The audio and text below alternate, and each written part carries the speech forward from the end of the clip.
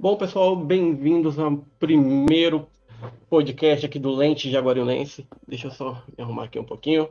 Nosso primeiro podcast, nosso primeiro episódio de hoje. Hoje a gente vai contar com dois convidados aqui que são mais do que especial. A gente vai contar com o Dr. Jonatas, que é diretor da Coab, e também com o vereador daqui de Jaguariúna, Tom Proença. Vou colocar eles aqui.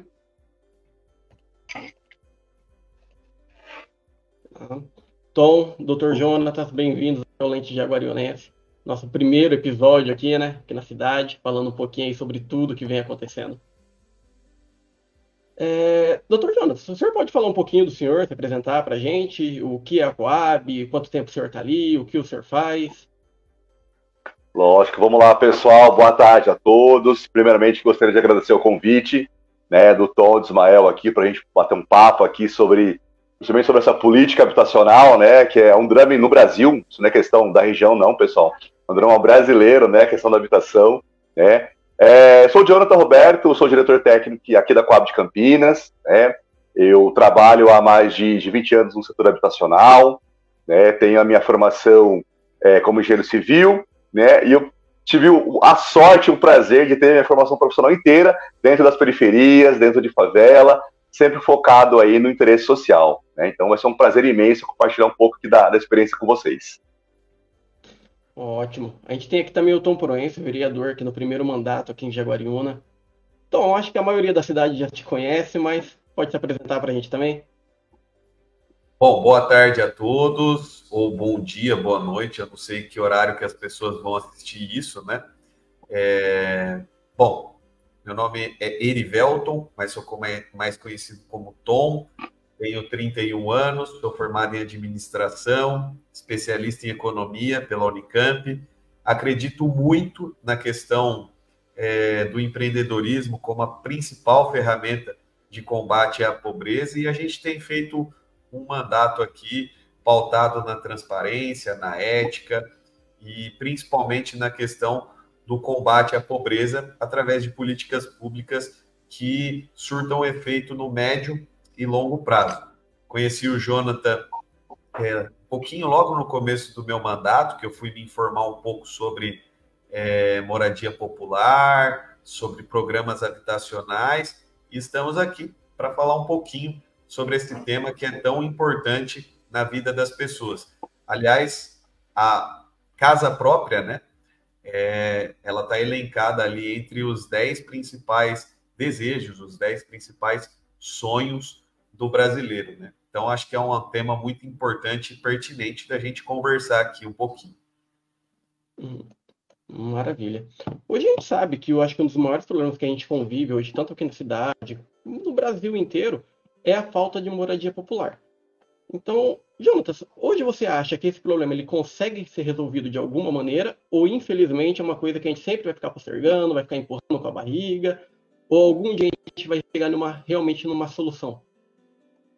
Bom, vamos lá, pessoal. Para a gente falar um pouquinho sobre a problemática habitacional do Brasil, é uma coisa que eu sempre falo, inclusive para os meus alunos, que a gente tem que voltar no passado, né? A gente precisa entender um pouquinho no passado aqui, o que levou hoje a gente ter um alto déficit habitacional no Brasil, né? A gente ter, na década de 90, as grandes ocupações em áreas públicas, em áreas privadas, e a gente ainda está buscando um programa habitacional que consiga se manter em pé, né? Que a gente fala que muitas vezes nós temos programas a cada 4 anos, né? E a habitação precisa de um programa que ela se mantenha em pé. A política pública brasileira, principalmente no aspecto habitacional, ela vive um grande dilema, porque a gente depende de recursos financeiros.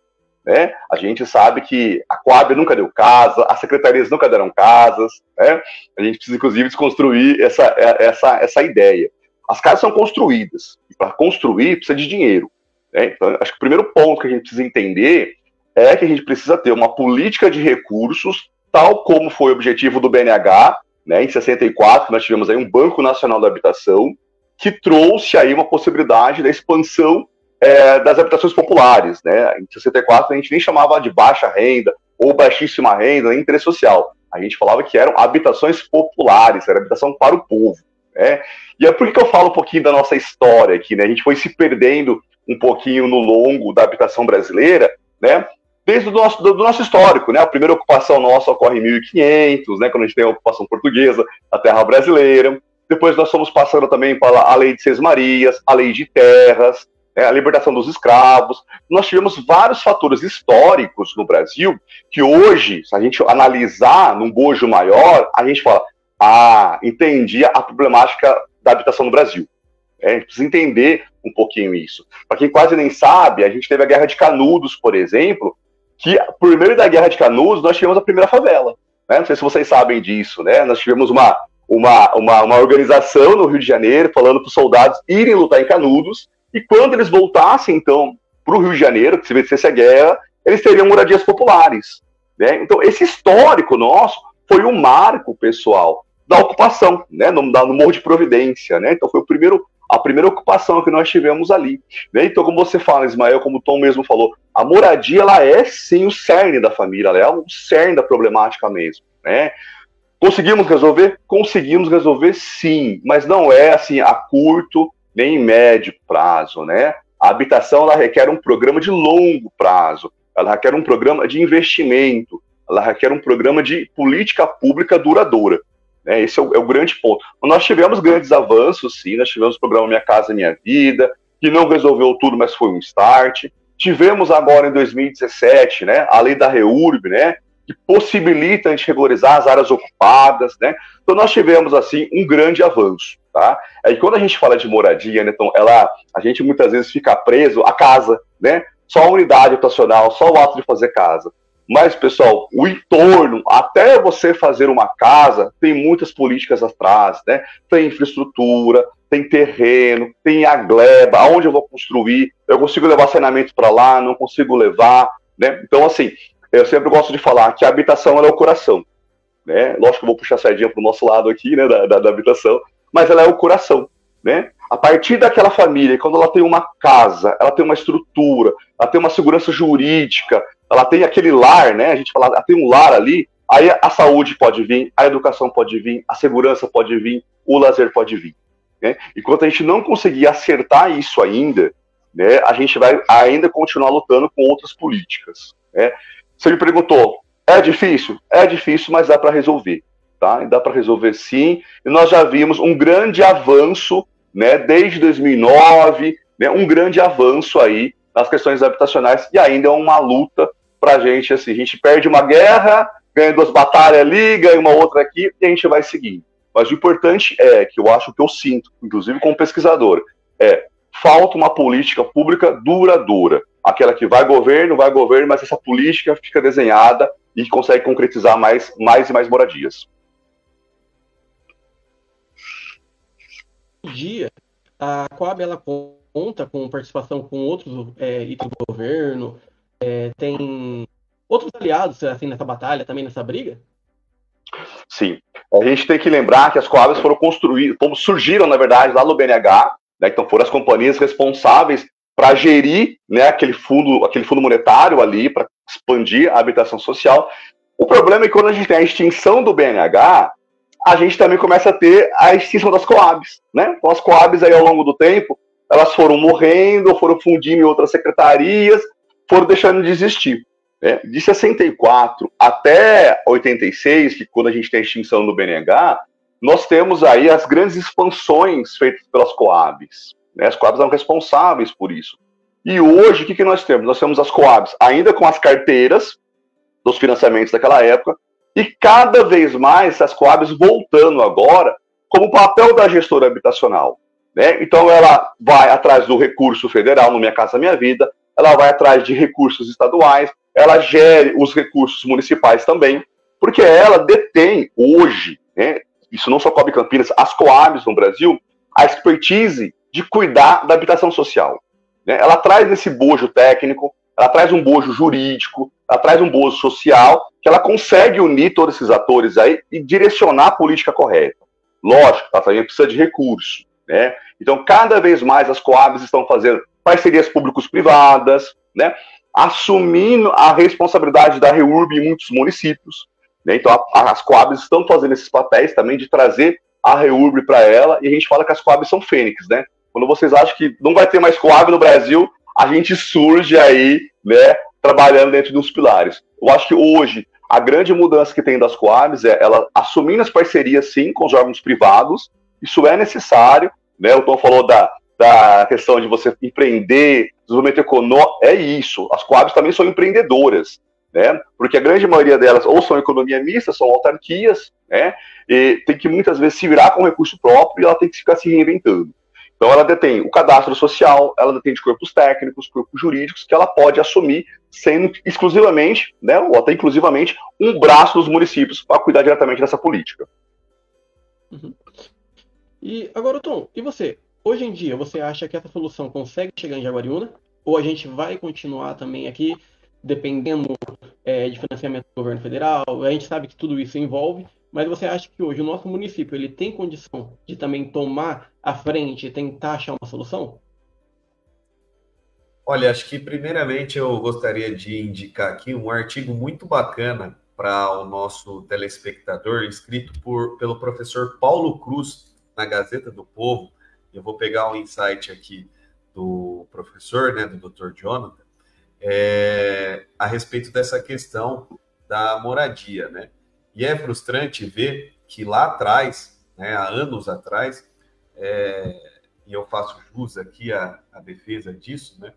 Um negro abolicionista chamado André Rebouças foi um dos caras que mais defendeu a maior reforma agrária de todos os tempos, mas infelizmente isso não aconteceu pela perseguição ideológica de algumas pessoas da visão política que o André Rebouças tinha, né?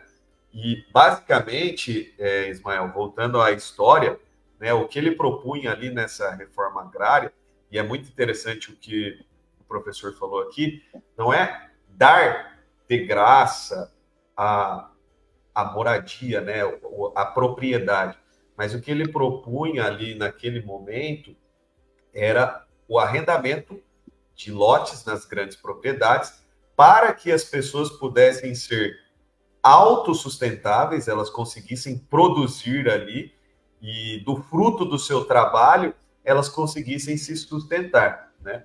Mas infelizmente as pessoas não enxergaram isso lá atrás e até hoje a gente tem esse problema no nosso país de muita gente sem propriedade e isso infelizmente às vezes acaba aqui até falando da história política do nosso país, acabou se tornando uma maneira dos políticos manterem as pessoas na sua situação de pobreza, e aí eles criam as dificuldades para venderem as facilidades, né? E aí fica, por isso que continua perpetuando aquela história do rouba, mas faz, né? Porque a pessoa é tão triste e tão difícil a vida do brasileiro em alguns sentidos, que daí às vezes as coisas que são garantidas por direito na Constituição e os governos não cumprem, quando elas acontecem em pequena escala, as pessoas sofrem tanto que elas se tornam gratas àquele político que fez aquilo, mas que muitas vezes é um corrupto, rouba a administração pública em diversas áreas e não faz aquilo que é o necessário ser feito.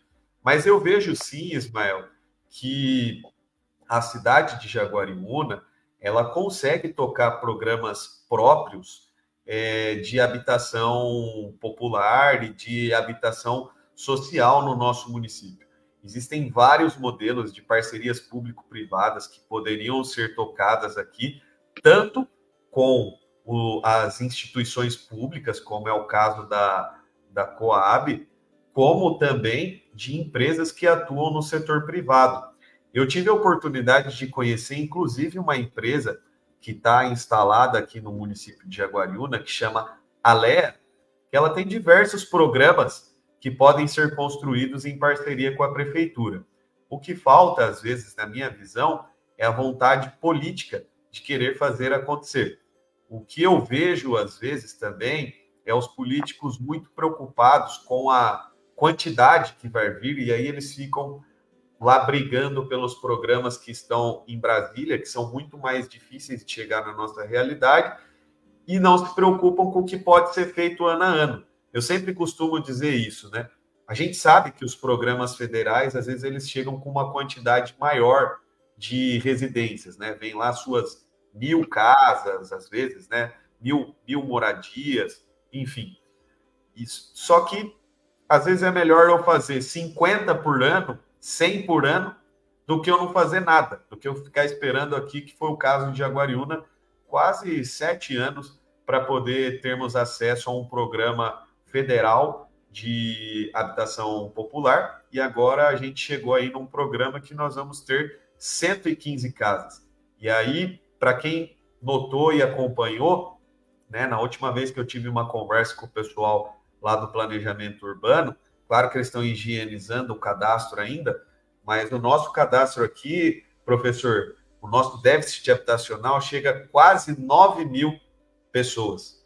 9 mil pessoas pagam aluguel na cidade de Jaguariúna, não possuem moradia própria ou moram em condições não muito agradáveis, e a gente sabe, sim, o impacto que isso tem na renda das pessoas, o impacto que isso tem na qualidade de vida delas. Então, na minha visão, Ismael, para resumir o que eu falei aqui, é possível, sim, que a prefeitura construa programas de acesso à moradia por meio de parcerias público-privadas ou até por meio de investimentos próprios municipais. Na minha visão, isso é totalmente possível, sim. Foi até legal você ter falado dessas 115 casas que estão chegando. Essas 115 casas a gente sabe que não resolve o problema daqui da cidade. E quando eu comecei a postar, divulgando sobre o assunto que a gente já está conversando, perguntaram como que vai ser feito essa distribuição, se vai manter o cadastro. Você tem alguma informação sobre isso? Claro, eu posso posicionar para você aqui razoavelmente, né, porque nem nós temos todas essas informações em mãos ainda, né? Mas, ao que indica, né, será feito aqui uma lista, né, que será colhido das pessoas que possuem renda mensal de até R$ 2.640, e aí essas pessoas vão participar do sorteio lá de seleção. O que a gente fez, né, ô Ismael, enquanto parlamentar, enquanto vereador aqui na cidade de Jaguariúna, para poder ter um processo mais transparente e acessível para a população, porque era uma coisa que eu escutava muito reclamar durante o período eleitoral, né? As pessoas falavam, olha, quem tinha condições recebeu, e quem não tinha, não recebeu. Tem gente que tinha casa popular e, aliás, tem gente que tinha moradia própria e foi lá e pegou casa popular. Nós criamos uma lei, Ismael, para que as pessoas, que obriga a prefeitura, né, a lista de beneficiários, o sorteio, ser divulgado de maneira transparente no site da prefeitura. Então, hoje, tanto eu quanto você, a imprensa, os órgãos de fiscalização da cidade terão acesso a quem são esses beneficiados, né, com o programa de casas populares, né? Mas as inscrições, de maneira pragmática, só para responder aqui, elas ainda não foram abertas. O que nós tivemos foi um pré-cadastro para levantar o déficit de pessoas que não tinham acesso à moradia popular. Legal. Agora, ô professor, o senhor, que nem o senhor disse, a Coab ela não constrói casa, eles não dão casa, né? Tudo isso vem dinheiro, precisa de verba, precisa de várias coisas aí que a gente sabe que é mais complicado do que às vezes o pessoal imagina. Hoje em dia, o senhor como diretor, qual que o senhor acha que foi a maior realização que vocês já conseguiram fazer? Eu vou dividir, acho que em dois momentos, né? Eu vou dividir na época do início da Coab, que foram os grandes conjuntos habitacionais, né? Que a gente pode trazer os DICs daqui, a gente tem DIC 1, 2, 3, 4, 5, o Padre Anchieta, né? Então a Coab Campinas, na década de 80, ela foi responsável por expandir o perímetro de Campinas, né? Então você fazia as habitações populares na periferia, a gente fala na borda da pizza, né? E depois a gente precisava ligar no centro das cidades, né? Por meio dos viários, né? Então, eu acho que os conjuntos habitacionais, principalmente os horizontais, aí, que é o Padre Anchieta, o DIC, o Nóbrega, o Costa de Silva, foram os maiores nossos. E eu vou trazer agora para o atual momento, né? Que é desde 2017, que a gente tem a lei da 13.465, que é o trabalho de regularização, né? O município hoje tem em torno de quase 400 áreas ocupadas irregulares, né? Então, em 2017, Ela fez um mapeamento dessas áreas regulares aqui, e aí a gente começa a enfrentar, tendo a Coab Campinas como a cabeça disso, né? Que é a responsável, então, de cuidar desse processo por meio da Secretaria de Habitação. Então, você tem a Secretaria de Habitação aqui em Campinas, e você tem a Coab, que é o braço, né? Que faz os projetos e cuida de tudo isso. Como também era uma lei nova, tudo isso era muito novo, né? A gente estava construindo alguns modelos ainda, a Coab de Campinas, ela sai, né, junto a Campinas, né, vamos trazer o município de Campinas aqui, por meio da Coab, como uma das referências. Hoje nós batemos mais de 18 mil matrículas realizadas pela REURB, né? Então eu acho que, de 2017 para cá, eu acho que esse é o maior momento nosso, né? Quando a gente fala de habitação, eu estou muito assertivo quando ele fala isso, né? Não é só o cara que mora de aluguel, né? É o cara que mora de aluguel, é o cara que não tem uma unidade habitacional salubre. Tudo isso realmente ele entra como um déficit habitacional, né? Às vezes o pessoal acha que é só o pessoal que está na fila, né, Tom? Não, o cara que mora aluguel, e às vezes ele nunca se inscreveu num programa habitacional porque ele acha que ele está longe disso. Não, é direito dele também. Ele pode se inscrever sim nos programas habitacionais municipais, federais, né? Porque o que a gente entende que é a moradia, né? Aquela relação da propriedade. Né? A gente traz isso, aí vai eu, Tom, voltar de novo lá na história, né? A questão da posse e da propriedade, né? Nós temos aqui no Brasil a questão da propriedade, da matrícula, de registrar realmente no nosso nome isso, né? Isso é uma tranquilidade, principalmente no Brasil, isso é tranquilo, né? Aquilo que deixa as famílias mais tranquilas. E a REURB possibilita isso, tá? Então, se a gente não consegue manter um programa habitacional de pé hoje, você conseguir levar a propriedade para aquelas famílias que ocuparam aquela área, que hoje ela vai se tornar regular, a gente também tem que ficar feliz. Os municípios que estão enfrentando, né? E aí eu vou de novo pegar um gancho do Tom. A gente consegue fazer muita coisa com iniciativa privada. Às vezes o município não tem recurso realmente, ele não consegue realmente com dinheiro próprio construir, mas se ele fizer legislações que facilite, que incentive, que o órgão privado venha para o município e construa, isso é um casamento perfeito. Né? Isso dá muito certo. A gente viu muitos exemplos. O próprio São Paulo tem um programa chamado Pode Entrar, que ele depende exclusivamente do mercado privado. Né? O que nós, né, órgão público, né, podemos fazer, né, Tom? Facilitar. Né? Facilitar a aprovação, analisar as questões de taxa, deixar que o município fale, olha, venha construir no meu município. Porque a gente sabe que os municípios realmente não têm perna, não tem recurso financeiro para atender toda essa demanda. Então, e o mercado privado tem, o mercado consegue sim. Né? A gente, às vezes, acha que o mercado privado é um vilão. Não é, gente. O mercado privado não é vilão.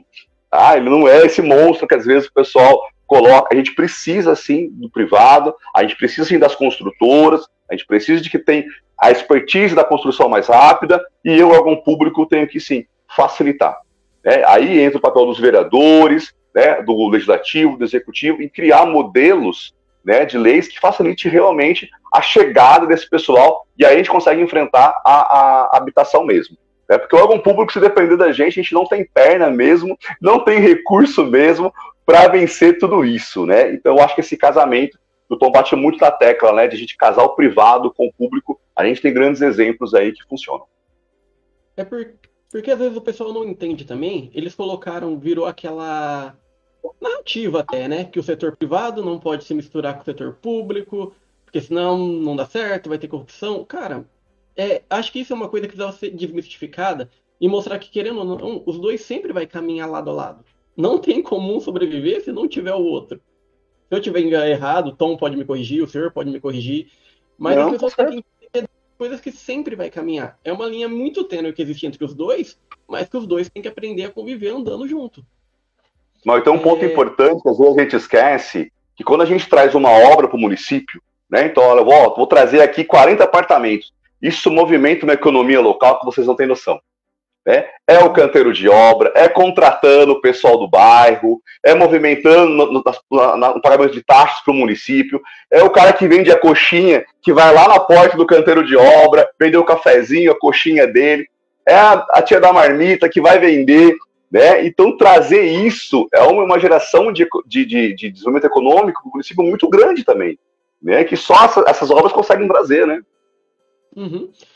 É o cara do material de construção, que às vezes vai vender para obra e tal, né? É o rapaz do cachorro quente que coloca a barraquinha lá na frente e vende pros peão. É isso. Sabe? Até mandaram uma pergunta aqui, perguntaram qual o salário máximo hoje em dia que a gente tem para poder se cadastrar. No programa habitacional? Isso. Então, no que eu entendo aqui dessa questão do Minha Casa Minha Vida, que é o programa que a gente foi contemplado recentemente, mas acho que o professor pode falar até melhor do que eu, na verdade não diz respeito à questão do salário de cada pessoa, diz respeito à renda bruta das famílias, né? Então, pegaria ali, vamos supor, eu ganho R$ 1.500, daí a minha esposa ganha mais 1.000. Pronto, atingiu o teto já não dá. É R$ 2.640 a renda bruta. São as pessoas que têm essa renda familiar de até R$ 2.640 que podem participar desse programa de moradia popular, né, que foi estabelecido aqui na cidade. Aliás, eu quero fazer algumas provocações aqui para a gente aproveitar o momento como estamos conversando a respeito desse tema. Professor, a cidade de Jaguariúna é uma cidade que possui uma renda per capita média de 3 a 4 salários mínimos. Então, boa parte da população tem essa renda aí per capita familiar. Como é que nós conseguimos atingir essas pessoas em programas habitacionais, haja vista que o governo federal ele tem nivelado muito por baixo a questão da renda das pessoas, né?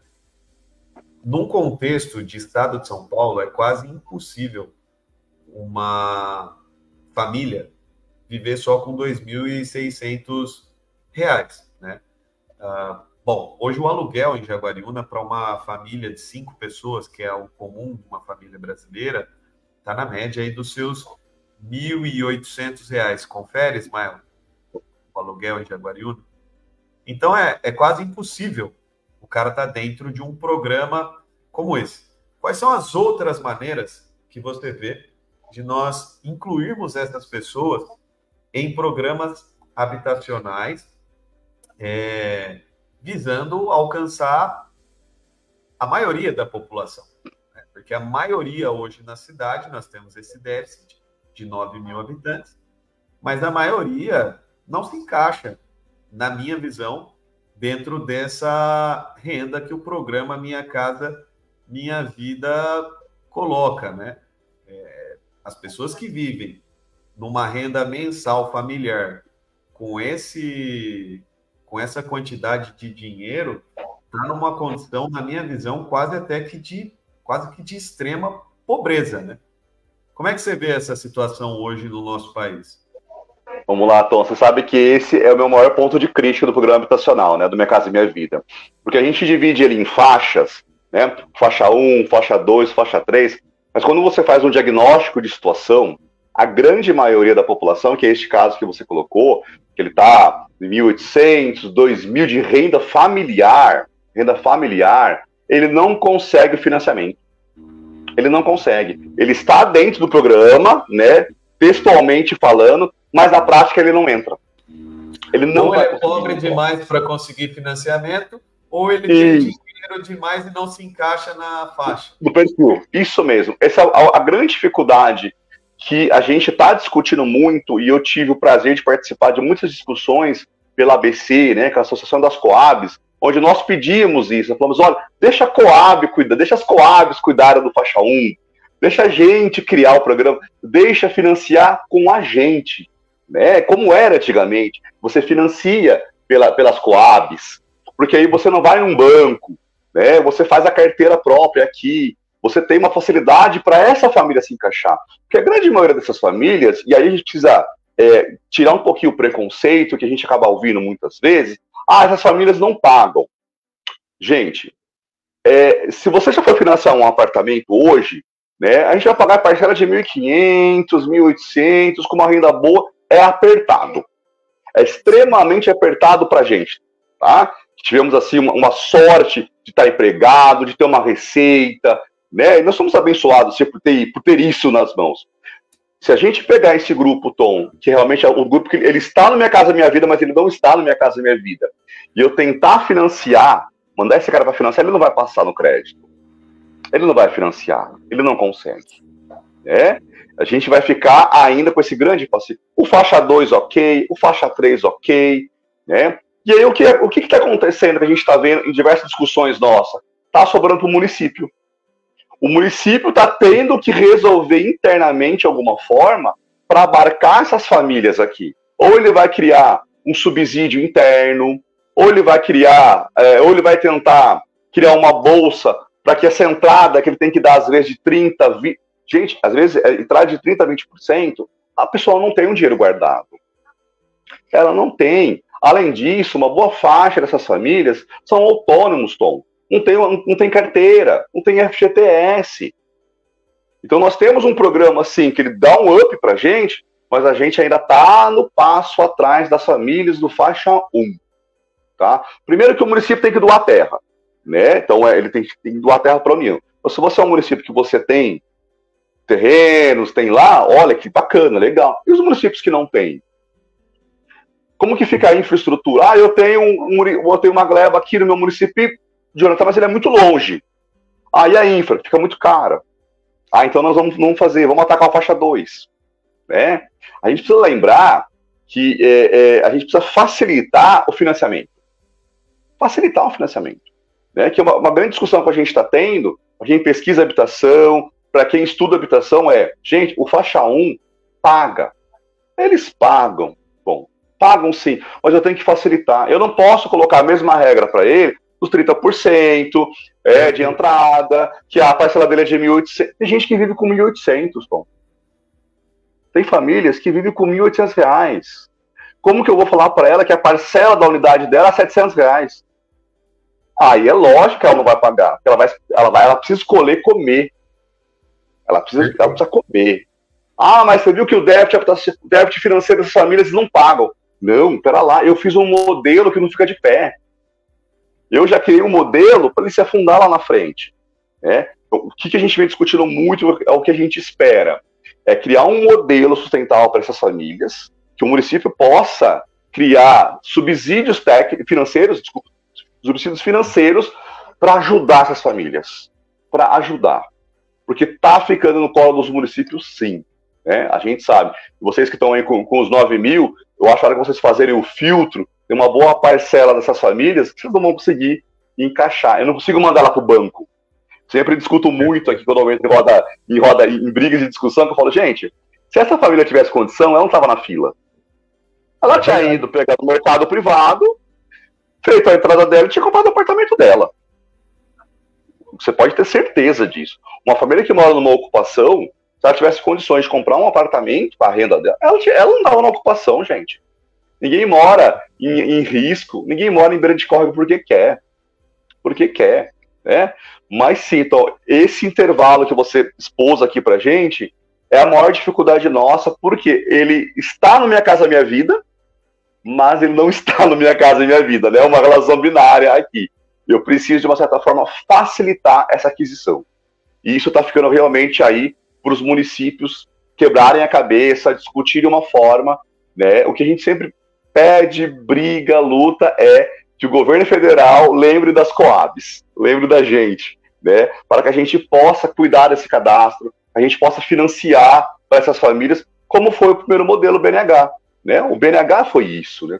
Já deu certo lá. Erramos algumas coisas no BNH, sim, é lógico.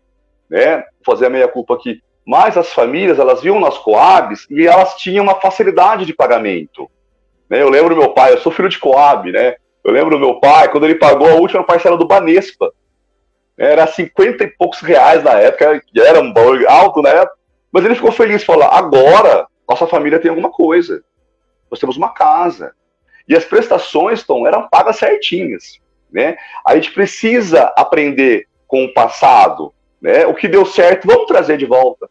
Então, acho que esse modelo de a gente trazer a Secretaria de Habitação, as Coabs, que poderiam resolver esse financiamento, cuidar desse financiamento, acho que seria um ponto importante para ser discutido. Porque se jogar essas famílias para o banco, esquece, não tem condição. É muito difícil a pessoa conseguir acessar, né? Uhum. E hoje em dia isso acaba virando, por exemplo, uma briga política, porque entra um governo federal, é Minha Casa Minha Vida. Entra outro, é Casa Verde e Amarela. Daqui a pouco entra outra, é a Rosinha. Ninguém parece que quer resolver, eles só querem dar como se o projeto fosse deles, vamos ali fazer, mas nunca resolve. Não acaba meio que virando, isso não atrapalha muito ali vocês também? Quer começar, Tom? Olha, eu acho que esse é o problema do Brasil, né? A gente não pensa política pública a médio e longo prazo, é sempre no curto prazo. E aí esse é um dos problemas da tal reeleição, né? O político se elege a primeira vez já pensando na campanha que ele vai fazer para a reeleição, ao invés de cumprir o plano de governo que ele se comprometeu a realizar. Fora a questão do revanchismo que existe no nosso país, né? De alguma maneira, as pessoas não conseguem ainda ter a visão coletiva das coisas, do bem coletivo. É aquele negócio assim, é o meu grupo que está no poder, então tudo para o meu grupo, nada para quem é contrário ao meu grupo. E assim sucessivamente. O outro voltou e também quer destruir o que o outro começou. A gente precisa ter uma visão de olhar para frente nas coisas, e olhar e falar, poxa, isso é bom, isso continua. Olha, isso não está funcionando tão bem assim. Vamos discutir melhor como a gente pode melhorar isso? Na minha visão, esse é um dos problemas que, infelizmente, a política traz devido à questão do populismo. Eu acho que o maior problema do Brasil, na minha visão, eu acredito, né, do que eu vejo até aqui, não é só uma questão ideológica politicamente, é uma questão do populismo, o culto a uma personalidade política. E aí essas personalidades políticas, elas precisam alimentar aqueles que promovem esse culto. E aí isso faz parte do sistema que a gente vive hoje, de destruir coisas que foram feitas pelos outros simplesmente para ter esse culto à personalidade política. Acho que a minha visão na contribuição dessa pergunta é essa. Mas acho que o Jonathan tem uma visão ainda mais ampla de dentro, né? Porque é o cara que está executando ali e tem que lidar, às vezes, com o político que chega e quer trocar tudo que estava funcionando. Acho que é o grande desafio nosso, principalmente nessa política habitacional, é fazer algo duradouro. Né? E quando a gente fala duradouro, é essa lei que o Tom traz para a gente. É que ela passe por anos, independente do governo que esteja, independente da bandeira que esteja sendo defendida lá, mas uma política ela possa ser renovada, atualizada e melhorada. Eu acho que é isso, né? Porque o perfil da população muda, a economia muda, então a gente precisa vir se adequando. Hoje nós não temos aí um modelo realmente que fique de pé. A pergunta anterior nossa foi, o que eu faço com faixa 1? A gente tem aí uma demanda e a gente tem um programa habitacional que a gente ainda não consegue resolver. Tivemos uns avanços aí nos PACs também, né? Mas eu faixa 1, o que eu faço com essa família que ela recebe R$900 por mês para sobreviver? É isso. Eu acho que a gente tem um trabalho imenso ainda de como resolver. E a gente também sabe que custa caro, né? Que não é barato fazer uma casa, que não é só a casa, tem infraestrutura, né? E eu vou além, né, Tom? Tem uma situação que às vezes a gente acaba não discutindo, que é o seguinte, vamos fazer um monte de prédio, né? Eu vou colocar agora, vou fazer uma provocação inversa. Vamos fazer um monte de prédio. Tem condomínio, tem outros custos que até então essa família, ela não tinha, né? Ela não tinha, né? Então agora eu pego ela, às vezes, numa área, coloco ela dentro de um prédio e falo, a partir de agora você tem a água, a luz, o condomínio, né? Tudo isso. O que era o valor dela já vai embora. Então, assim, essa política ainda do faixa 1, ela requer realmente cada vez mais pesquisas, mais números, né? O pessoal fica bravo comigo porque eu gosto de expor os números. Gente, eu sou engenheiro, eu preciso de números. Se a gente não colocar os números mesmo, igual são 9 mil moradias aí que precisam de agora, são 9 mil. Não vamos falar 4 mil, vamos falar 3 mil, porque 9 mil assusta. Não, são 9 mil. O outro município é 50 mil, a gente tem que trabalhar com os números. Porque se a gente não colocar, principalmente nós somos gestores públicos, né? Se a gente não souber o número correto, a gente não traça um planejamento estratégico.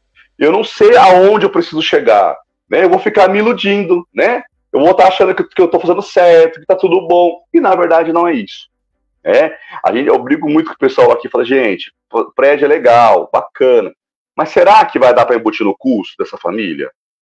Será que ela vai conseguir bancar o condomínio? Porque se ela não conseguir se manter nessa casa também, ela vai sair. Ela vai dar um jeito de vender, vai voltar para uma ocupação, ela vai voltar lá no zero. Lá no zero. Aí sabe o que vai acontecer? Quando eu cruzar os dados, né, Tom, do CPF dela, vai aparecer que ela já recebeu um programa habitacional, não pode ser atendida. Aí eu vou criar uma outra fila paralela de pessoas que já receberam e não conseguiram se manter. Então, às vezes a gente fala da habitação só do ato de construir uma casa. É muito mais, gente. As políticas devem ser muito maiores isso. E aí é onde eu defendo o desenvolvimento econômico, a qualificação dessas famílias, né, a inserção do trabalho e renda, né, de trazer mesmo o trabalho e renda aí para essas famílias, a qualificação educacional, né, precisa fazer complementação? Faz na EJA, faz um técnico, faz isso, para que você possa também, você família, mudar o seu status. Né? Você precisa, né? A família precisa mudar seu status também. E eu vou te ajudar. Eu vou trazer programas para você também, eu vou te qualificar para que você possa manter sua casa também, para que você possa manter seu apartamento também. Né? Então, quando a gente fala que essa política da habitação, forçadamente, ela muda as outras políticas, é por causa disso. Né? Querendo ou não, eu preciso que as outras políticas venham comigo também, venham com a gente aqui da habitação, para que essa família lá receba uma unidade, pague a sua unidade, pague os seus impostos, pague a sua água, pague a sua luz, pague o seu condomínio, isso volte para o governo, né? Isso retroalimente o programa, né? Estou fazendo um sonho aqui, mas que seria um modelo realmente, né? Se eu pego essa família, coloco ela de qualquer jeito, em parcelas que ela não paga, gente, é um processo natural. Ela vai largar esse apartamento, vai vender por um valor lá, e ela vai voltar por uma problemática do próprio município, que ele vai ter que depois resolver. Né? Eu falo, gente, vamos tentar resolver de uma pancada só, tudo, porque isso vai voltar pra gente, pode ter certeza. E tá voltando, né, Tom? Demorou, né? Lei de terras em 1850, quem tinha terra só comprava terra, né? Fizemos a libertação dos escravos sem direito nenhum a nada, tá, gente? Pra quem não sabe, foi isso que aconteceu. Quando ocorre a libertação dos escravos, eu já tinha a lei de terras, aquele acúmulo de terras, de pouquíssimas famílias, né? Os pequenos proprietários de terra foram engolidos, né? Esse histórico, Tom, que a gente traz, né? Quando você traz do primeiro desenho, então, da reforma agrária, que era para a pessoa trabalhar, produzir naquela terra e aquilo retroalimentar, se a gente for pensar, a gente não está mudando o que era para ter sido feito lá atrás, né? Não fizemos, vamos ter que acertar de alguma forma aqui, né? E agora em 2024 para frente. É meio isso que eu vejo às vezes também nessa questão. Olha como a história é cíclica, né? O Rebouças, ele brigava lá atrás justamente por isso, porque o cara saiu, beleza, libertamos eles, libertamos os escravos, libertamos os negros, mas e agora? Como é que esse cara vai sobreviver? Do que ele vai viver? Para quem ele vai trabalhar? Como é que vai funcionar isso?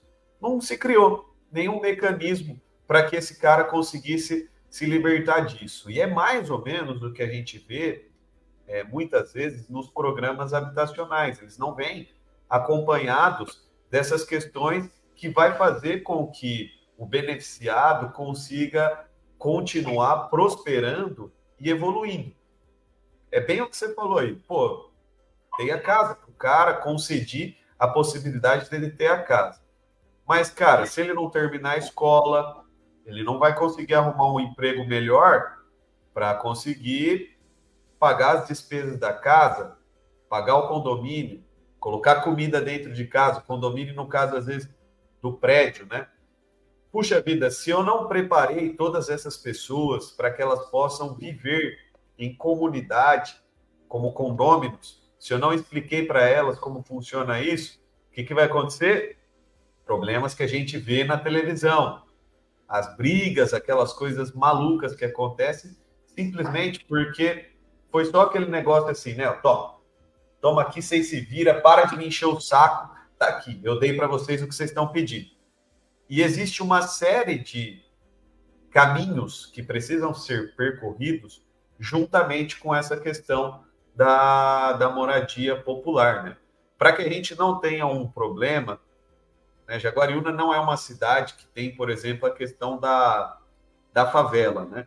Mas a gente corre o risco, quando a gente faz esses programas, sem preparar as pessoas e dar qualidade de vida para elas e liberdade de escolha, dar conhecimento para elas, de passar por um processo de favelização, né, cara? De colocar as pessoas numa situação onde elas não vão prosperar e evoluir. Elas vão continuar constantemente voltando para ciclos anteriores, porque elas não sabem lidar com aquilo que foi colocado para elas.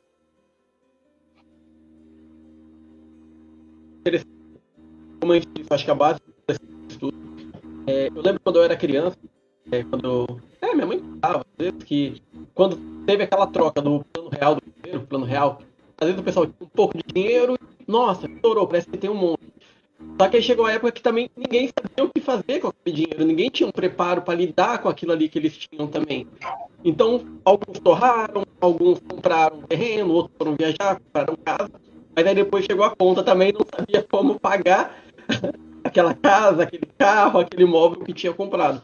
Então, de qualquer jeito, o estudo, a educação, eu acho que era o primeiro passo para uma educação, para a gente saber desenvolver. Mandaram um comentário também para vocês, o Júnior Oliveira, que a maior reclamação daqui de Jaguariúna é o aluguel. Ele colocou que em Jaguariúna o aluguel está fora do normal, está sacrificando o povo. Você tem que trabalhar em 2 serviços. Infelizmente, é uma realidade que a gente... Eu acho que Campinas também, por mais que eu acho um pouco mais barato, ainda é caro. Aqui, por exemplo, eu mesmo, aqui na casa, são R$1.500 que a gente... Então, é um valor alto, às vezes você não tem essa condição. Então, aquilo ele fala, cara, ou eu vou morar, ou eu vou comer. Então, as pessoas perdem qualidade de vida, porque já não conseguem mais ter uma vida decente, não conseguem sair, não conseguem ter tempo com a família, não conseguem ter nada. Hoje, vocês acham que existe algum tipo de jeito de diminuir, trabalhar em cima do aluguel também? Opa, eu acredito que sim. Principalmente que a gente tem a questão de você fazer um mapeamento de unidades vazias, né? A gente tem prédios abandonados, a gente tem prédios vazios que precisam ser explorados. Em 2001, a gente tem a lei do Estatuto das Cidades, que precisam ser utilizados nos municípios, né? A gente consegue, assim, de uma certa forma, quebrar um pouco essa especulação, né? E o órgão público assumir o papel dele também, né? Dessas situações, né? Então, esse mapeamento, muitas vezes, que a gente tem de prédio vazio, né? De torres abandonadas, retomar isso mesmo, e o município tem condições de trazer isso e fazer essa administração, né? E aí a gente vai acabar caindo, muitas vezes, numa outra vertente, né, Tom? Eu não sei como está em Jaguariúna aí, que é a questão dos moradores de rua também, né? A gente precisa também trazê-los para essa discussão, também entender esse universo também, né? Você tentar encaixar essa situação, porque ele vai além da habitação, inclusive, né? A questão do morador de rua, ele ultrapassa a questão da habitação, ele vai entrar em outras vertentes nossas também que devem ser discutidas aqui. Com a pandemia, né, no período da pandemia, nós vimos sim uma expansão dos moradores de rua, mas não dos moradores, mas das famílias, né? Verdade. Que acabaram tendo que mudar e se ficar a situação por causa do preço do aluguel, né? Então, a pandemia, né? Essa não estava no planejamento de ninguém, né, Tom? Essa aí pegou todo mundo de surpresa, aí essa situação que ocorreu no mundo, né? Agora a gente está tendo essa consequência também, né? Então, é uma polêmica que a gente precisa colocar o dedo e a ferida. Assim, né? Precisa discutir isso de verdade, mas discutir isso com seriedade, né? E eu entendo o aluguel, mas se a gente conseguisse fazer, de uma certa forma, que essa família que paga a parcela do aluguel pagasse algo dela, a gente teria aí uma redução nos aluguéis também. Né? Então, é uma engenharia matemática aí que precisa pensar como resolver. Professor, na sua visão, diante da sua experiência, né? Eu vou fazer mais uma provocação aqui. O que faz o aluguel de uma cidade ser tão elevado? E quais tipos de políticas públicas, na sua visão, o governo pode promover para que isso possa ser mais acessível, que o aluguel possa ser mais acessível? Bom, vamos lá. Vou pegar um estudo feito, numa discussão com uma amiga minha que está fazendo um doutorado, que é a questão da demanda. Né? Hoje, como eu não tenho uma forma de inserir essas famílias em moradias próprias, essa família fica flutuante. Ela usou um termo que eu adorei, né? São famílias flutuantes, que precisam morar. Então, quem está alugando, vê aquela quantidade de pessoas ali, ele se torna o pote de ouro. Né? A gente tirou o poder de negociação das famílias que vão alugar e nós invertemos. Nós colocamos para o proprietário da terra, né? O proprietário do imóvel agora. Então, ele tem um imóvel, eu alugo quanto eu quero. Porque, tá vendo a fila que eu tenho aqui para alugar? Se eu não alugo para o Ismael, eu alugo para o Tom. Não tem problema, eu tenho muita demanda aqui. Então, isso faz com que a gente acabe manobrando esse preço. Tom, e não é só em grandes cidades, não, tá? Eu que trabalho em ocupação, barraco de madeirite, cara, a gente já viu aqui a 1.200 aluguel. Rapaz. 1.200 aluguel. Tá? Então, as conversas que a gente tem com o pessoal que trabalha exclusivamente em favelas, nas periferias, aluguel de 1.200 num quartinho.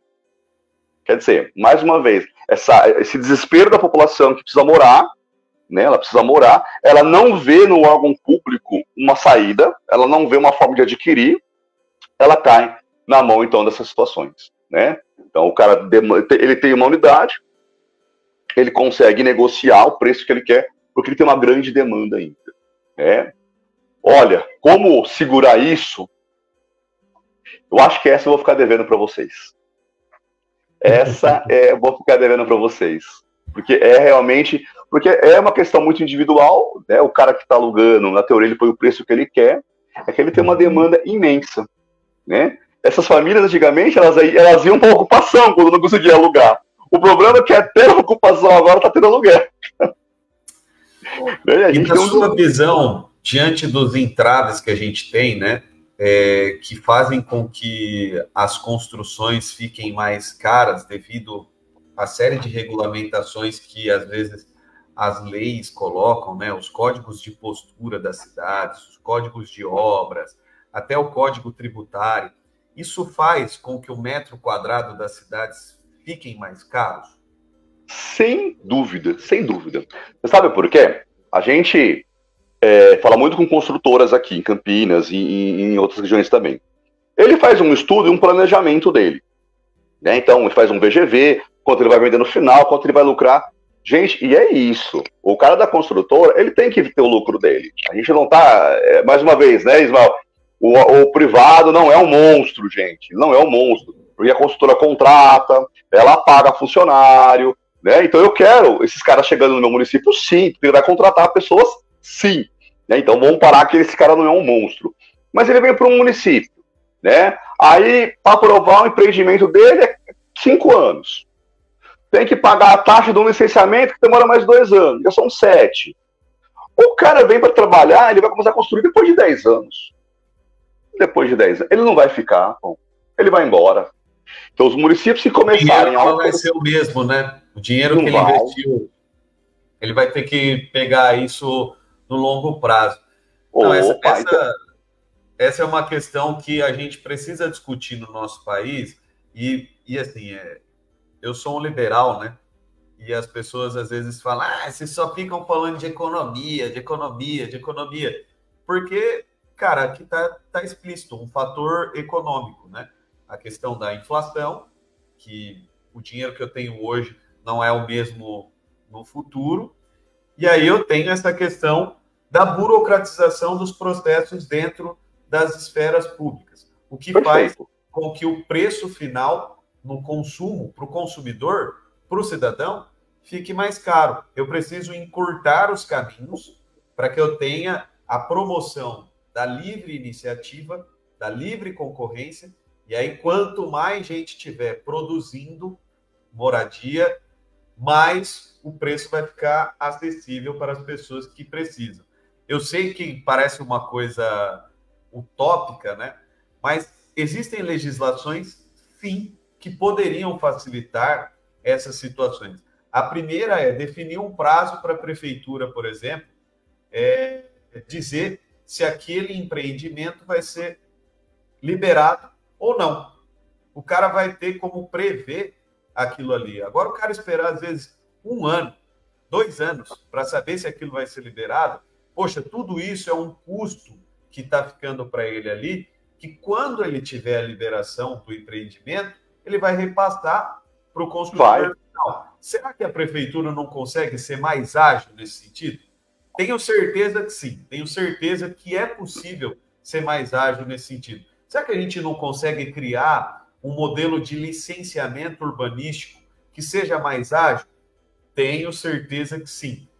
Com certeza, se a gente tivesse, a nível Brasil, se as cidades fossem muito bem organizadas dessa maneira, o acesso à moradia também seria mais acessível. Olha, Tom, então eu vou fazer aqui um convite para que vocês venham aqui conhecer o ex-Coab. É exatamente isso que você propôs, né? Uma briga também imensa, né, da gente trazer a aprovação de empreendimento social para a Coab de Campinas. Então, hoje, depois de muita briga, se você vem para Campinas e você quer fazer empreendimento social, com fim social, você aprova na Coab.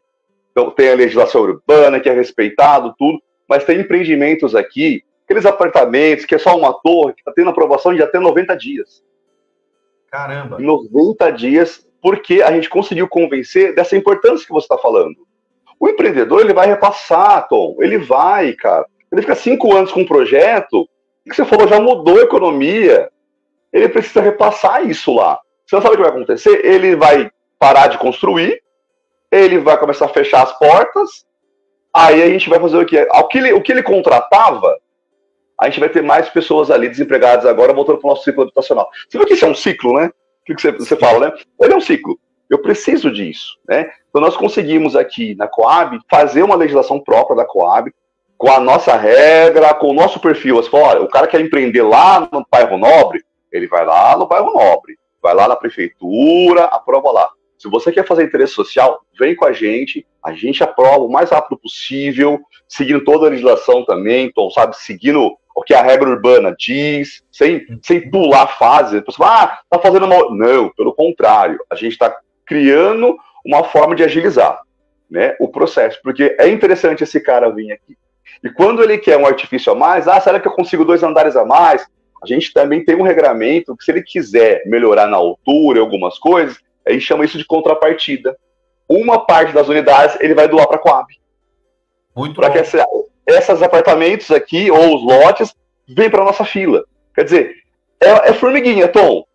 Sabe, aquela coisa bem, começou, né? Tá indo. Mas a ideia é que isso vire grande. Interessante, né? Ismael, da gente promover acesso à moradia em parceria com a iniciativa privada, né?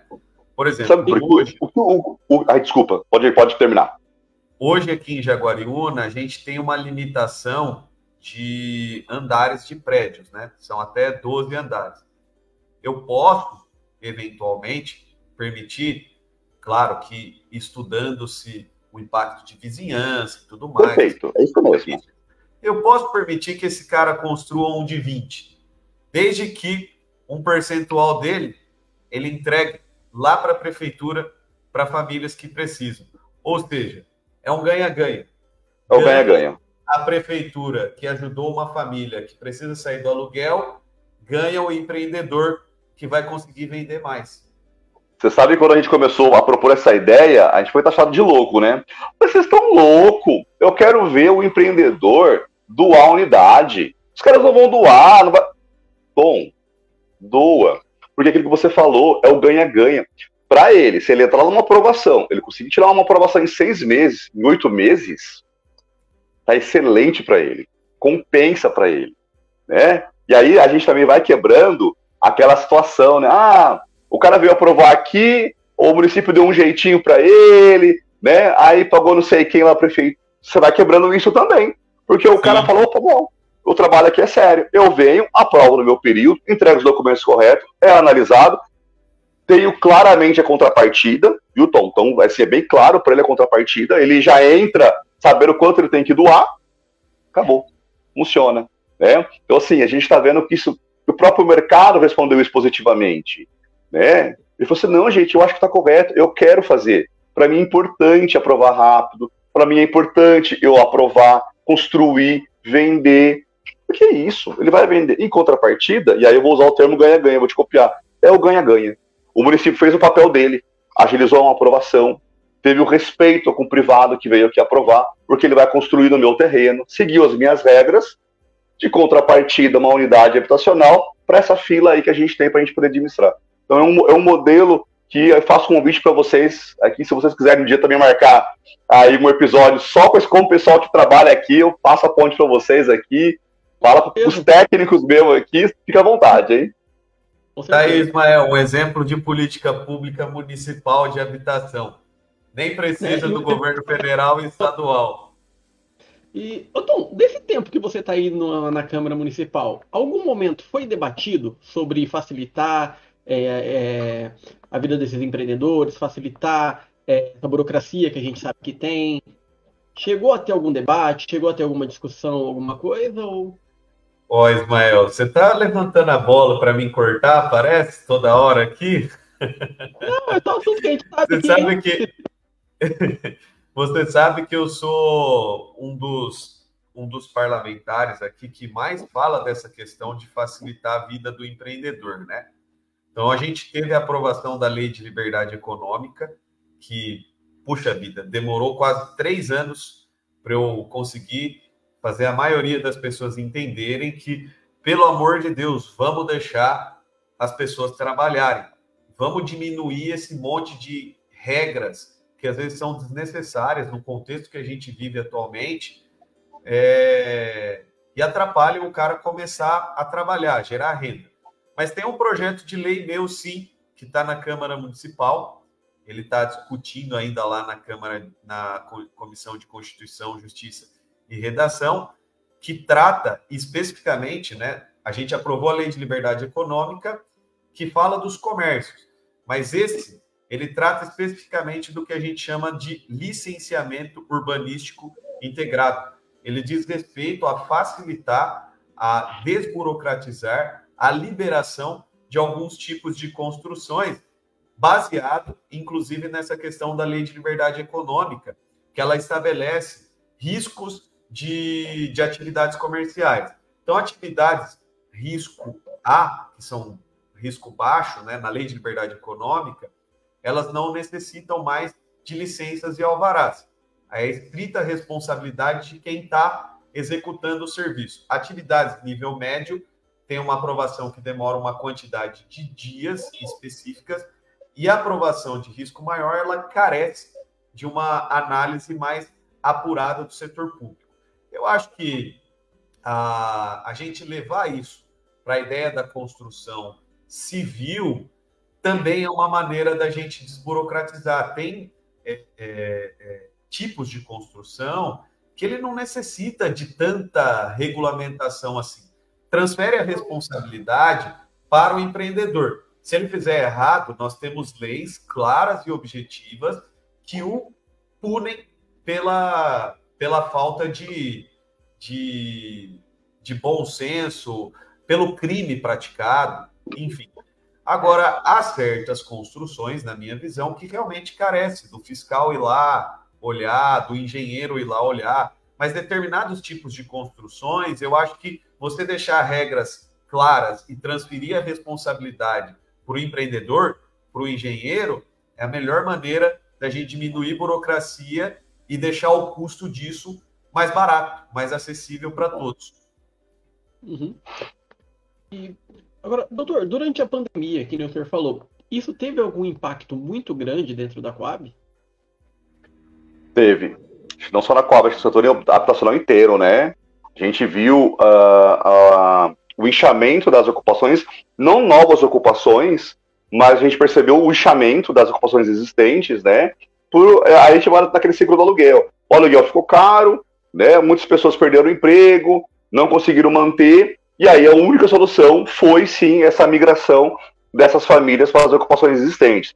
Aí então ela vai para casa de um parente, ela acaba pegando um espacinho no canto, monta algo ali, ou, em uns casos mais drásticos, que a gente reparou também, foi as ruas, né? E é engraçado que nós tivemos uma pesquisa, nós tínhamos moradores, famílias morando na rua e trabalhavam normalmente. Então elas iam para o trabalho, tinham toda a vida lá, depois tinha que voltar para morar na rua, porque realmente o aluguel ficou insustentável. E aquela situação, ou eu cuido dos meus filhos, ou eu alimento, ou eu pago um aluguel. Os três eu não consigo fazer, né? Os três eu consigo fazer. Então a gente teve cisma. Agora a gente está percebendo que isso está voltando aí à tona, as coisas estão ficando organizadas novamente, mas teve sim logo depois mesmo, um grande ápice ali, a gente conseguiu ver essa situação aí, principalmente um inchamento das ocupações existentes.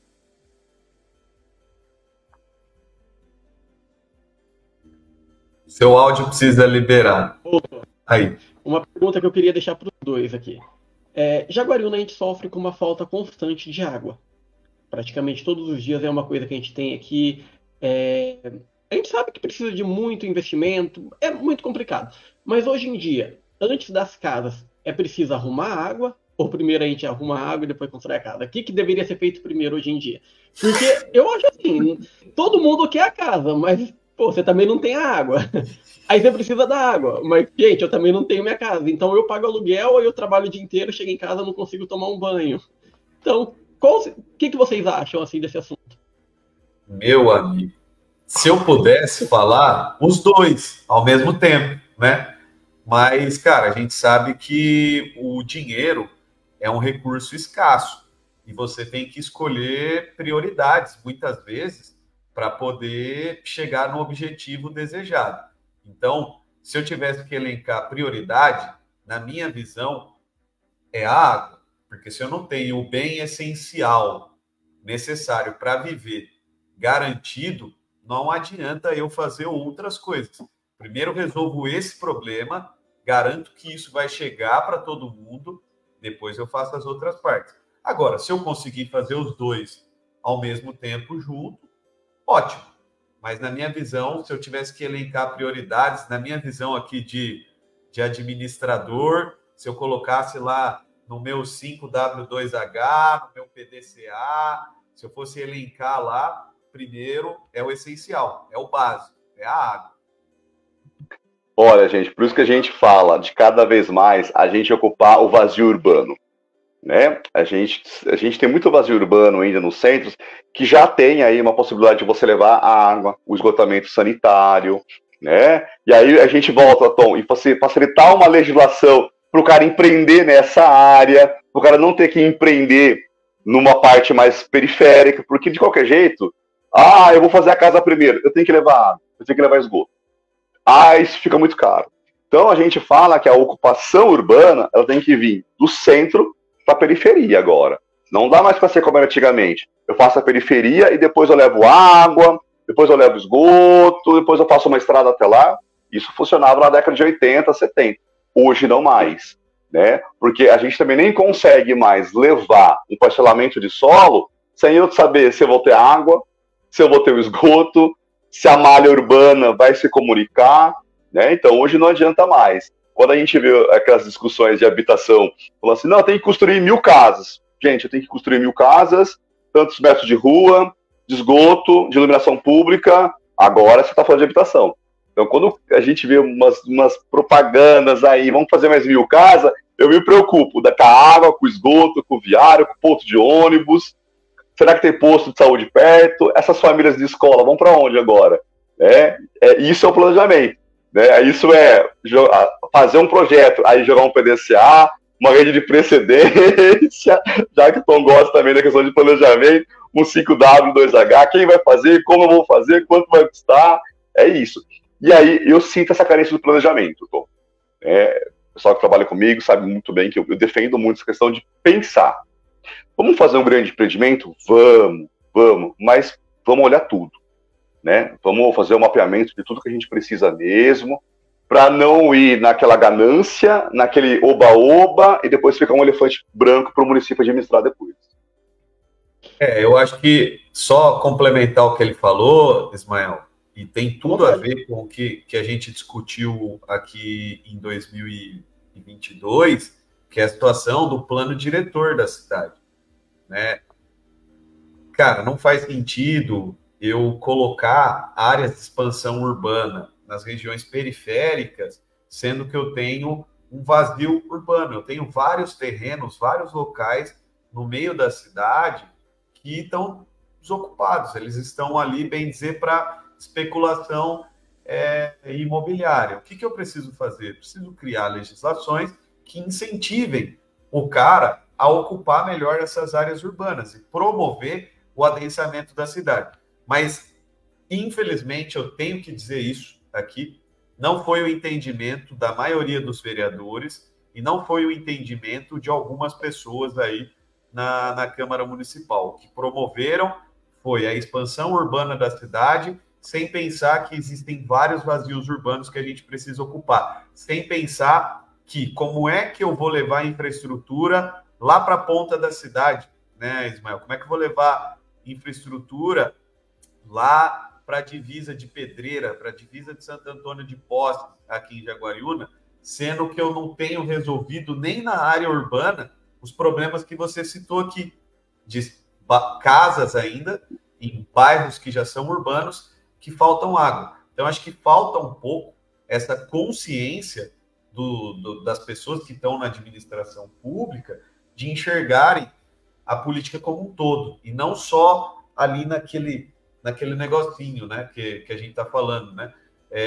Não adianta nada eu construir casa e eu não levar creche, eu não levar escola, eu não levar posto de saúde, como ele falou aqui, eu não ter uma malha viária decente para poder chegar ao transporte coletivo. Quantos bairros a gente conhece aqui na cidade de Jaguariúna que o ônibus não passa constantemente, porque o bairro é longe, foi construído sem planejamento. A gente tem a experiência aqui de olhar os bairros lá, né, Ismael? Do Floresta, Santo Antônio do Jardim, lá não passa ônibus. Lá é o exemplo de um lugar que foi liberado um loteamento sem o devido planejamento, e agora essas pessoas estão lá à mercê do poder público, esperando chegar o asfalto, esperando chegar o esgoto e a água tratada, né?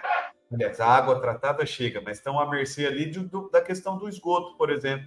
Hoje lá eles usam fossa, que é uma coisa que deveria ser considerada o arcaico no nosso país já, né?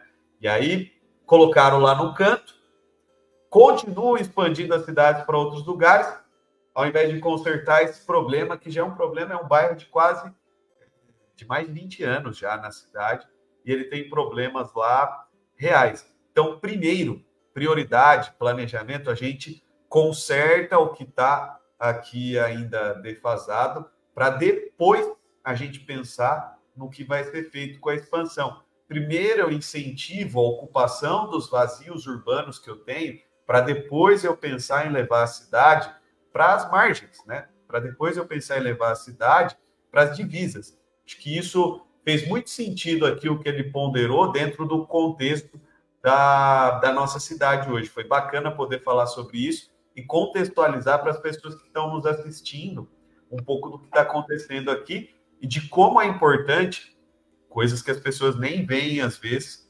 que pouquíssimas pessoas acompanharam essa discussão do plano diretor, mas como isso tem influência direta na vida das pessoas, na renda delas, na qualidade de vida delas e na própria questão da moradia.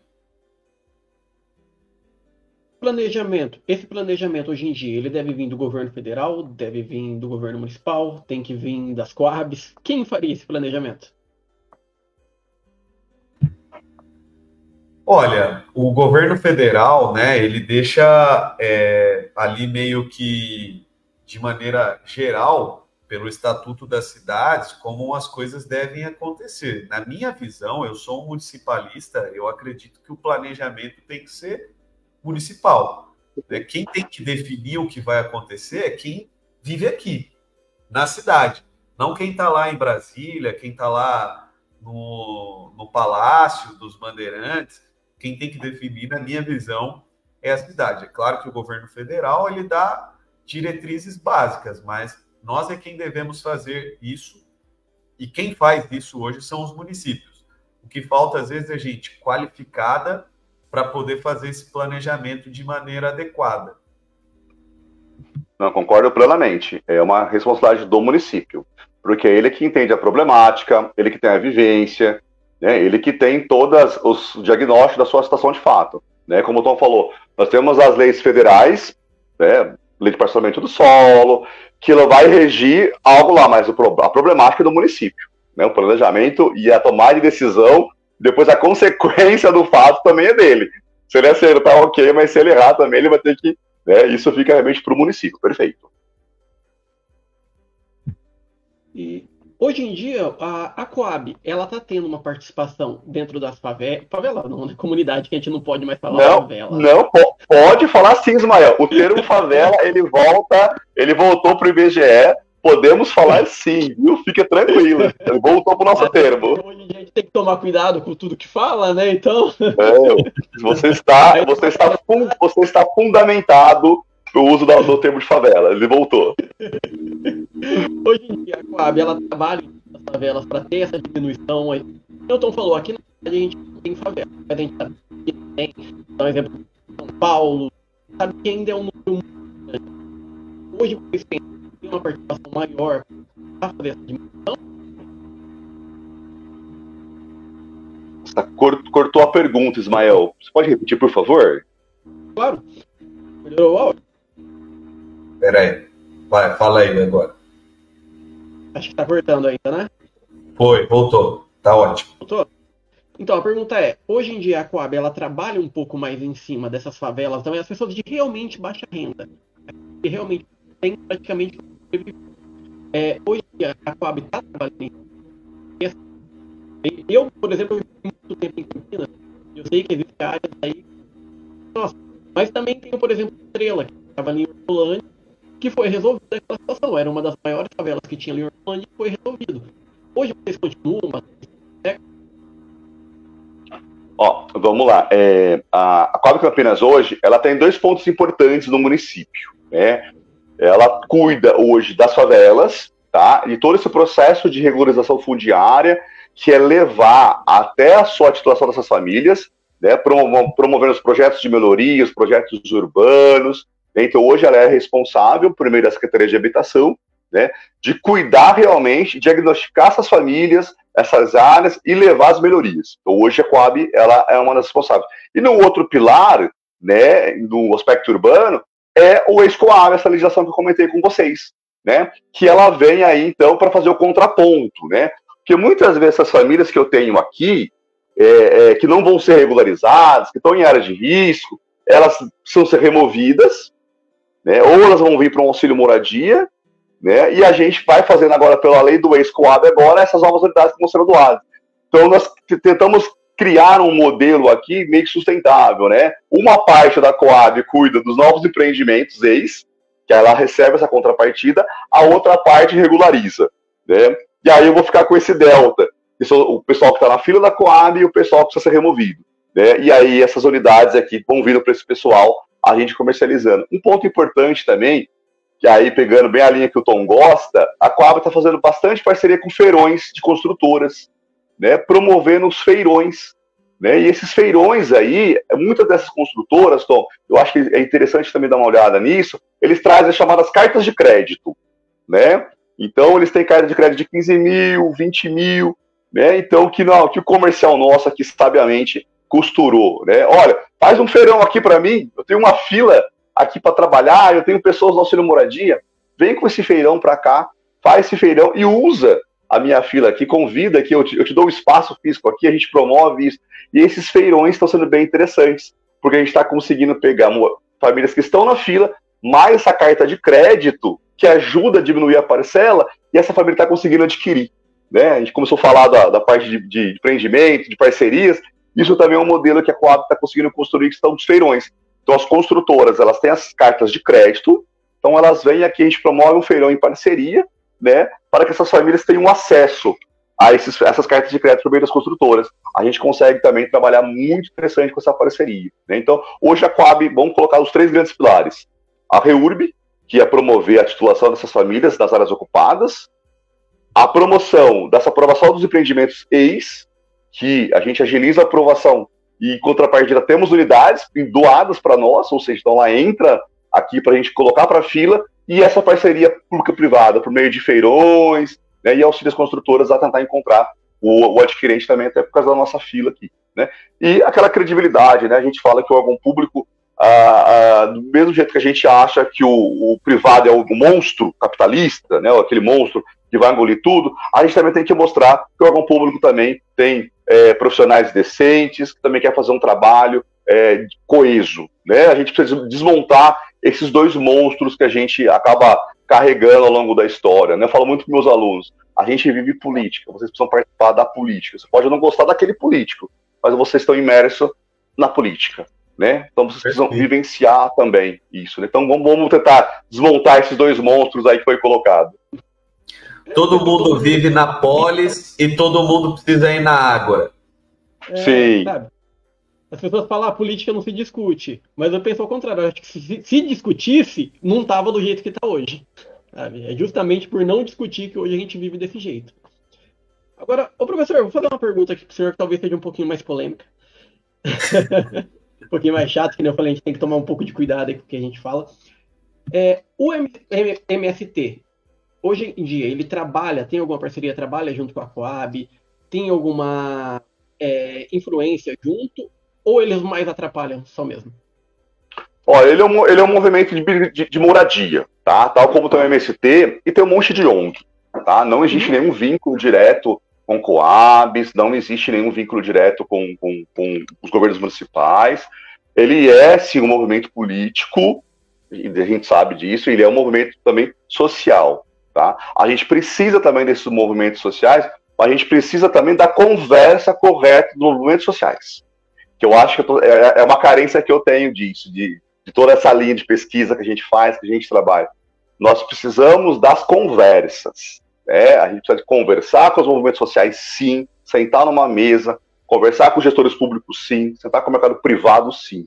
Tá? A gente precisa dessa conversa. A gente precisa desconstruir isso, porque às vezes os movimentos sociais acham que o órgão público é um monstro, que o mercado privado capitalista é um monstro. Não, nós não somos monstros, tá? Precisa parar de alguns movimentos achar que nós somos monstros. Não, o que a gente precisa fazer é criar uma coesão, que ainda está muito difícil, né? A gente ainda tem uma dificuldade de criar essa coesão entre a sociedade, que muitas vezes é representada por essas comunidades, e nós temos outros movimentos sociais da habitação, por exemplo, como o pessoal do Habitat.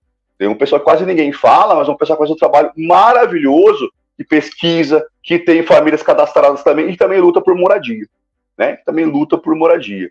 Então, assim, nós não temos nenhum vínculo direto, não há uma correlação direta, assim, mas toda vez que vem conversar, a gente atende, senta, conversa, explica, fundamenta, fala, gente, olha, não é bem assim, né? Mas a gente sabe que os movimentos radicais, às vezes, assim, pega a gente de surpresa, e aí, pessoal, a gente está regularizando, que é fundamental. Um outro ponto da REURB que a gente fala é segurar as contenções, né? É segurar também novas ocupações, né? O próprio CNJ, o Ministério Público, fala muito isso, que eles estão incentivando muito regularizar as áreas.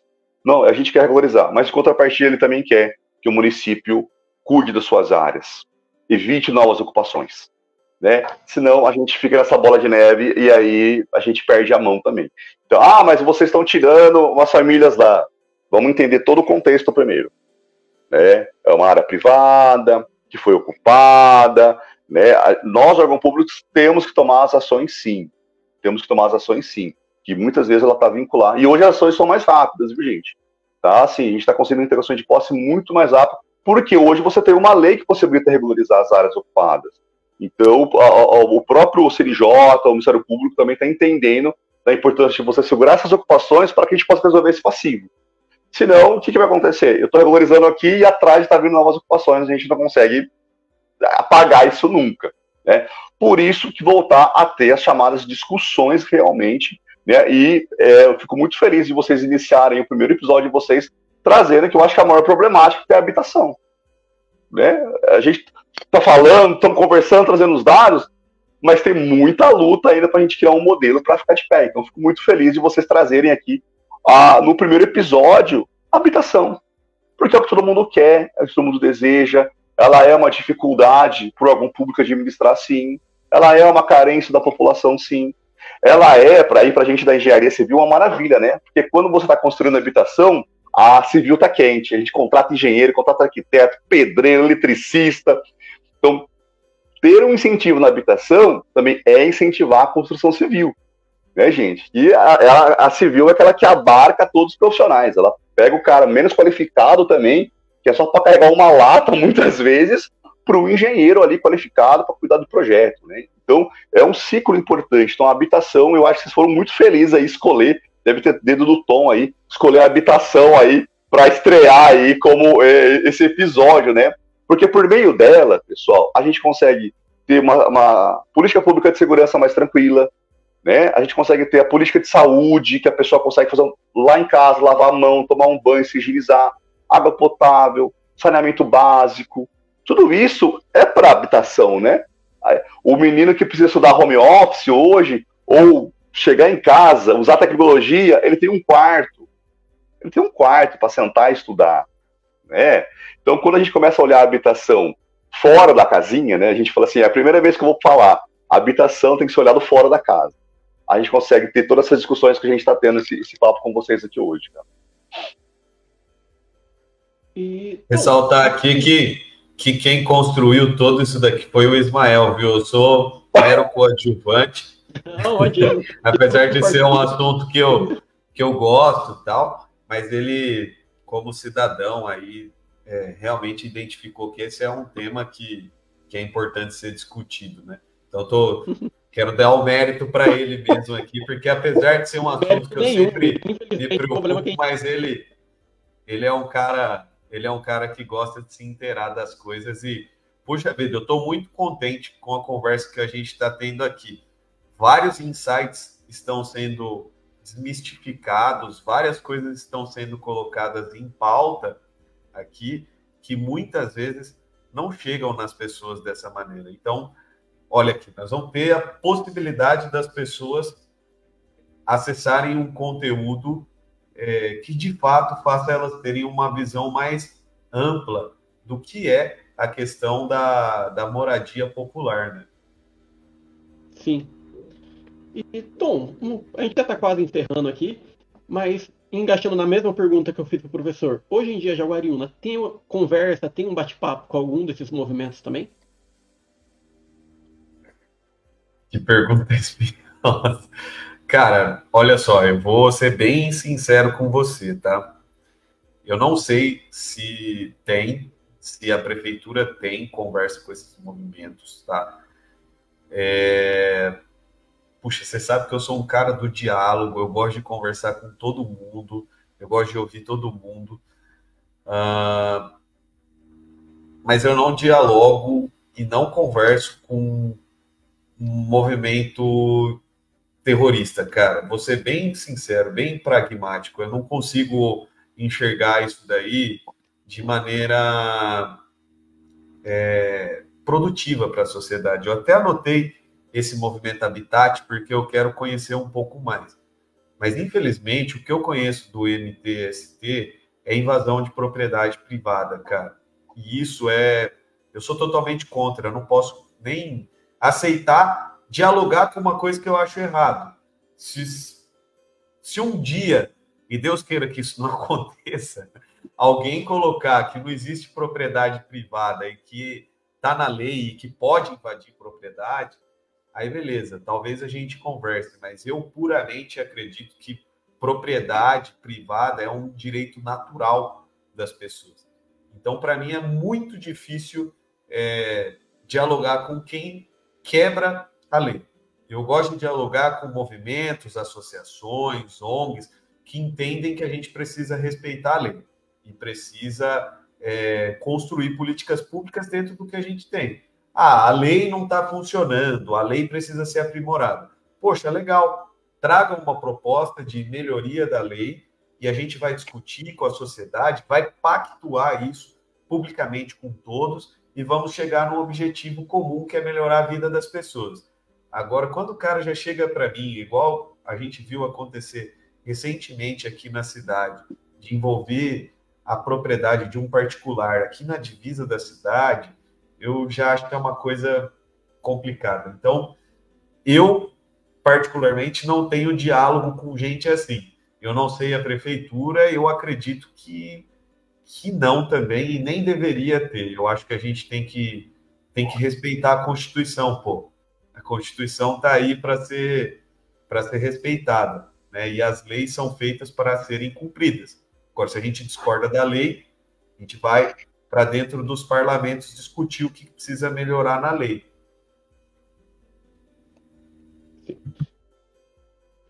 Pessoal, a gente está com 1h30 aqui já de conversa. Por mim, eu ficava aqui o dia inteiro conversando com vocês dois, que são duas pessoas que estão dando uma aula aqui pra gente, praticamente. Mas eu também não quero ficar aprendendo o Tom, que eu sei que ele tem as tarefas deles, o professor também sei que abriu esse enorme tempo dele para receber a gente, conversar. Então, eu queria agradecer demais vocês dois, de verdade. Professor, se o senhor quiser fazer alguma última consideração, falar alguma coisa, pode ficar à vontade. Agradecer o convite da gente estar fazendo essa estreia com vocês aqui, né? E a Coab Campinas está aberta para vocês aqui, quero fazer visita. Jonathan, vamos falar de um outro tema. Se não for da minha temática, eu convido o pessoal também aqui, que eu tenho certeza que vão participar com vocês aqui. Agradecer o Tom, né, desse espaço aqui para a gente fazer. E é um equilíbrio, gente, isso, né? O debate ele é fundamental, os pontos de vista diferentes, fundamental, porque quem ganha é a população, né? E fazer isso que o Ismael fez agora é um podcast que vai ficar no YouTube gravado. Isso chega na população. A população precisa ter a informação, né? Tem muitas pessoas que falam que é bom não educar, não informar, pelo contrário. É bom educar, é bom informar, porque aí a gente consegue elevar o nível da nossa discussão, né? Então, só agradecer você, Ismael, agradecer você, Tom, pela oportunidade. A gente falar um pouquinho nessa temática aí que eu sou viciado, eu amo, e sim, ficaria com vocês falando horas sobre habitação. Vamos pegar uma temática aqui, poderíamos ficar horas falando sobre isso, sobre política pública habitacional, né? Eu vou fazer meu merchan, se você me permitir. Eu tenho um canal no YouTube, né, onde a gente tem lá uma série sobre habitação no Brasil. Pode depois acessar lá também, fiquem à vontade. Pode, tá? @ professor Jonathan Pereira, lá no YouTube, vocês vão ver lá, tem uma série nossa lá sobre engenharia e sobre políticas habitacionais, né? Então vocês fiquem à vontade também lá. E estou à disposição, Tom, Ismael, qualquer tema que aparecer aí, vocês acharem, vamos falar, mudou a lei da habitação, alguma coisa, vamos discutir isso aqui, vamos, traz aí, a gente conversa com vocês, vai ser um prazer, gente, muito obrigado. Não, maravilha, vamos sim. Tom? Bom, agradecer o espaço, agradecer o professor, foi uma conversa extremamente produtiva. Ismael, parabéns pelo que está sendo construído e desenvolvido aqui. Espero que, através de uma conversa respeitosa, harmoniosa, de uma conversa olho no olho, baseada em dados e evidências, a gente, de fato, consiga construir um Brasil melhor, cidades melhores e chegar naquilo que a gente deseja, que as pessoas tenham qualidade de vida para poder viver. Não, maravilha. Então, gente, queria novamente agradecer demais vocês dois pela presença de vocês aqui com a gente. Com certeza, tenho certeza que a gente vai ter novos episódios aqui, conversando, debatendo, soltando mais algumas coisas. Mas é isso, queria agradecer demais, tá? Aguardar até uma próxima. Agradecer esse tempo que o professor disponibilizou para a gente, um tempo enorme. Foi um pouco corrido, o jeito que a gente tentou fazer, mas no final deu certo. A gente teve alguns probleminhas aqui no começo, mas tudo deu certo. Então, gente, obrigado, viu? Pessoal, obrigado, um abraço, gente. Tchau, tchau. Tchau. Tchau, tchau, turma.